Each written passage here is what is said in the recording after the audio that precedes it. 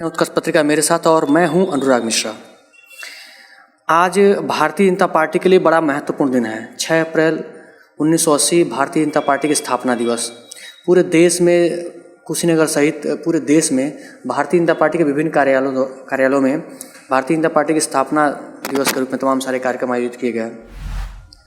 इसी क्रम में आज हम कुशीनगर में हैं और कुशीनगर के एक ऐसे व्यक्ति से बात करने वाले हैं, एक ऐसे चेहरे से बात करने वाले हैं जो तमाम सारे सामाजिक कार्य करते हैं और बीजेपी के अतिरिक्त व्यक्तित्व अपना रखते हैं, लोगों में पहुंच रखते हैं, अपनी छवि कारण लोगों से जाने जाते हैं।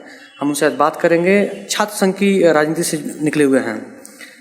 सबसे पहले तो मैं आपका नाम आपके ही जुबान से जानना चाहूँगा। अपना आप खुद परिचय दें। मैं ऋतिक सिंह गौतम हूँ, भारतीय जनता पार्टी कार्यकर्ता हूँ। आप सभी को सादर नमस्कार। ऋतिक सिंह गौतम जी, सबसे पहले बताइए, आप छात्र जीवन के राजनीति से आप शुरुआत करेंगे। हम आपकी प्रारंभिक शिक्षा? मेरी प्रारंभिक शिक्षा ये पटौना नगर के सरस्वती शिशु मंदिर से हुआ है। उसके बाद से मैं तुलसी विद्यालय का छात्र रहा। फिर पटौना उदित नारायण डिग्री कॉलेज से मैं ग्रेजुएशन किया और छात्र संघ का अध्यक्ष भी रहा मैं सन 2005-06 में। उसके बाद से मैं वीर बहादुर सिंह विश्वविद्यालय, जो पूर्वांचल विश्वविद्यालय के नाम से जाना जाता है, वहाँ से लॉ का छात्र रहा जी। तो लॉ की कानून की पढ़ाई के बाद आप राजनीति में आए।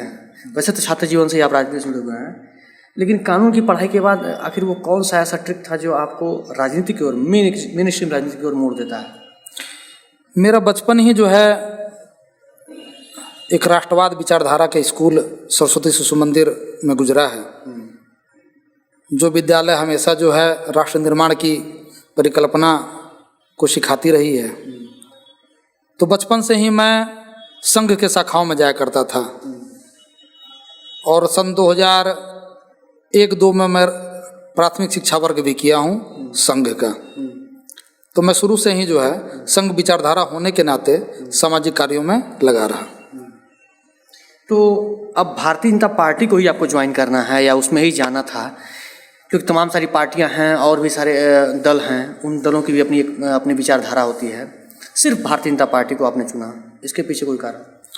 मैं सारे दलों की विचारधारा का जो है सम्मान करता हूँ, लेकिन चूंकि मेरी विचारधारा शुरू से बचपन से ही जो है संघ में जाने के नाते, सरस्वती शिशु मंदिर में पढ़ने के नाते राष्ट्रवाद की विचारधारा रही है और मुझे लगता है कि भारतीय जनता पार्टी ही एक ऐसी पार्टी है जो राष्ट्रवाद को आगे बढ़ा रही है। बाकी दलों की स्थिति आप देख सकते हैं इस समय। भारतीय जनता पार्टी की बात करें तो मुख्य रूप से मैं आज बात करूंगा भारतीय जनता पार्टी के विषय में। भारतीय जनता पार्टी सरकार राज्य में है, केंद्र में भी है।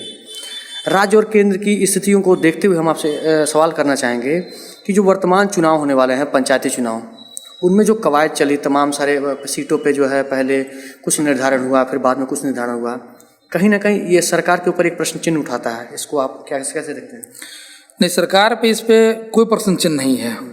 सरकार 1995 का जो आरक्षण प्रणाली था उसे लागू करना चाहती थी।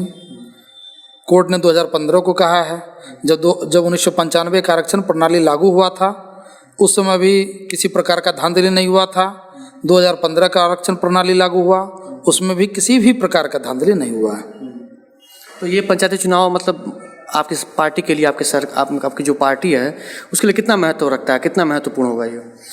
देखिए, केंद्र में भारतीय जनता पार्टी की सरकार रही है, प्रदेश में भी भारतीय जनता पार्टी की सरकार है और भारतीय जनता पार्टी इस दुनिया की सबसे बड़ी राजनीतिक संगठन है कार्यकर्ताओं के दृष्टिकोण से।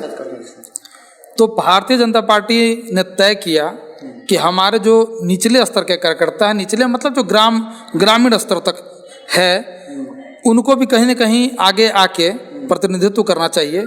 इसलिए हमने तय किया कि हम जिला पंचायत का चुनाव लड़ेंगे, क्षेत्र पंचायत का चुनाव लड़ेंगे। आप स्वयं भी किसी चुनाव के प्रभारी हैं, ऐसा मैंने सुना है? जी, कुशीनगर जनपद में वार्ड नंबर 54 जो कि दुधही उत्तरी पश्चिमी है, यहाँ का मैं प्रभारी हूँ वर्तमान में। तो कितना महत्वपूर्ण है ये क्षेत्र और कितनी महत्वपूर्ण जिम्मेदारियां हैं, क्या लगता है आप उसको निर्वहन कर पाएंगे? भारतीय जनता पार्टी का छोटा कार्यकर्ता हो, बड़ा कार्यकर्ता हो, हमारे आदरणीय प्रधानमंत्री नरेंद्र भाई मोदी कहते हैं कि हमारा बूथ अध्यक्ष भी उतना ही महत्वपूर्ण है जितना राष्ट्रीय अध्यक्ष महत्वपूर्ण है। तो जिन भी कार्यकर्ताओं को जो भी जिम्मेदारी मिली है उस जिम्मेदारी को हम बड़ा जिम्मेदारी मानते हैं और उस जिम्मेदारी पर पूर्णतः खड़ा उतरने का प्रयास किया जाएगा। आपकी व्यक्तिगत जो है राजनीतिक स्थिति है उसको देखते हुए सवाल करेंगे कि क्या भविष्य में आपको ऐसी राजनीतिक योजना है किसी पद पे चुनाव लड़ने की या किसी संगठन बड़े पद पे जाने की, क्या कुछ योजना है आपकी चल रही है? राजनीति में हमेशा जो भी व्यक्ति है सबकी एक आकांक्षाएं होती हैं। आकांक्षाएं बहुत अच्छी चीज़ है, महत्वाकांक्षाएं नहीं होनी चाहिए। मैं एक पार्टी का कार्यकर्ता हूँ, पार्टी का सिपाही हूँ। पार्टी अगर तय करेगा कि मुझे कोई चुनाव लड़ाना है तो निश्चित रूप से लड़ा जाएगा। पार्टी तय करेगा संगठन में कोई पद देना है तो निश्चित रूप से उस पर काम किया जाएगा। चैनल वालों ने सारे विपक्षियों को बुलाया था, भारतीय जनता पार्टी के नेताओं को बुलाया था। भारतीय जनता पार्टी के नेताओं के अलावा कोई भी वहाँ पे विपक्ष नहीं पहुँचा। आप स्वतः सोच सकते हैं कि विपक्ष के पास कोई मुद्दा नहीं है, मुद्दा विहीन विपक्ष है। आज के अखबारों में पडरौना सदर विधायक, उत्तर प्रदेश सरकार के लोकप्रिय कैबिनेट मंत्री आदरणीय स्वामी प्रसाद मौर्य जी के 4 साल के कामकाज का लेखा जोखा छपा हुआ है। हमने लगातार विकास का कार्य किया है तो निश्चित रूप से पडरौना विधानसभा के अलावा चाहे वह कुशीनगर विधानसभा हो, चाहे वह खड्डा हो, चाहे वह हाटा हो, चाहे जो भी विधानसभा हो, इस बार 7 के 7 सीट जो है जीत के भारतीय जनता पार्टी वापस आएगी सत्ता में। विपक्ष की बात कर रहे हैं, जैसे आप उसको समझाने की कोशिश कर रहे हैं, उस मुद्दे पे बात करता हूँ। अगर वास्तव में लोकतंत्र में विपक्ष नहीं है तो क्या नहीं लगता है कि ये विपक्ष नहीं होना भी लोकतंत्र को नुकसान पहुँचाना है? नहीं, लोकतंत्र में विपक्ष का नहीं होना उतना नुकसानदायक नहीं है जितना विपक्ष का होने के बाद भी केवल घाल मेल में रहना, किसी भी मुद्दे पर बात नहीं करना और सिर्फ आरोप लगाना नुकसानदायक है। विपक्ष है लेकिन विपक्ष खुद ही मुद्दा विहीन है। तो यानी 22 का जो चुनाव है वो आपके लिए बिल्कुल विपक्ष विहीन होगा? अभी तक तो यही लगता है कि विपक्ष विहीन ही है और जनता का प्रेम भारतीय जनता पार्टी को मिल रहा है। तो निश्चित रूप से इस बार फिर जो है भारतीय जनता पार्टी पूर्ण बहुमत के साथ परम पूज्य योगी आदित्यनाथ महाराज जी की सरकार पुनः उत्तर प्रदेश में निश्चित रूप से बनना तय है। बहुत बहुत धन्यवाद सर, हमसे बात करने के लिए। ये थे हमारे साथ ऋतिक सिंह गौतम।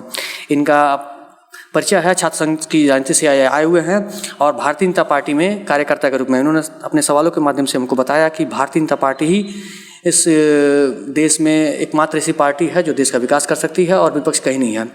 वास्तव में देखना बाकी है कि 22 का चुनाव कितना महत्वपूर्ण होने वाला है, क्योंकि भारतीय जनता पार्टी के लिए यह परीक्षा की घड़ी है। जनता के सवाल का जवाब देगी, 22 का चुनाव देखना बाकी है। ऐसी तमाम बड़ी खबरों के लिए बने रही हमारे साथ उत्कर्ष पत्रिका में। मैं हूं अनुराग मिश्रा, शुक्रिया।